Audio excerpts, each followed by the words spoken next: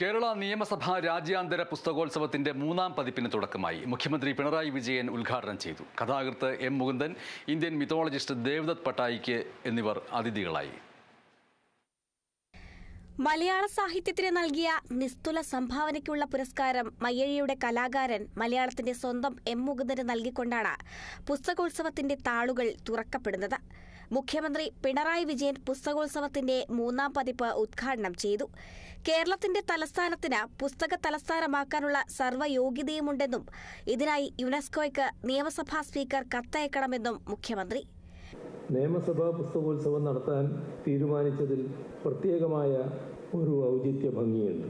അത് ഗംഭീരമായ വിജയമാകുന്നു എന്നത് നമ്മുടെ അഭിമാനമാണ്. പുസ്തകോത്സവവുമായി ബന്ധപ്പെട്ട് ഒരു നിർദ്ദേശം മുന്നോട്ട് വെക്കാൻ ആഗ്രഹിക്കുകയാണ്.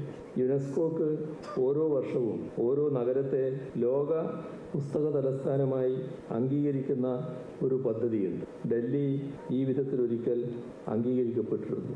ഇന്ത്യയിലെ ഏതെങ്കിലും ഒരു നഗരത്തിന് യുണൈറ്റഡ് നേഷൻസിന്റെ പുസ്തക തലസ്ഥാനം, വേൾഡ് ബുക്ക് ക്യാപിറ്റൽ എന്ന പദവിക്ക് അർഹതയുണ്ടെങ്കിൽ ആദ്യം തന്നെ പരിഗണനയ്ക്ക് വരേണ്ടത് നമ്മുടെ ഈ കേരളത്തിന്റെ നഗരങ്ങളാണ്.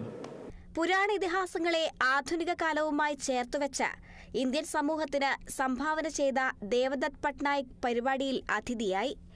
ഭാവനയിലൂന്നി പുരാണങ്ങൾ സത്യത്തെ പ്രകാശിപ്പിക്കുന്നുവെന്ന് അദ്ദേഹം പറഞ്ഞു.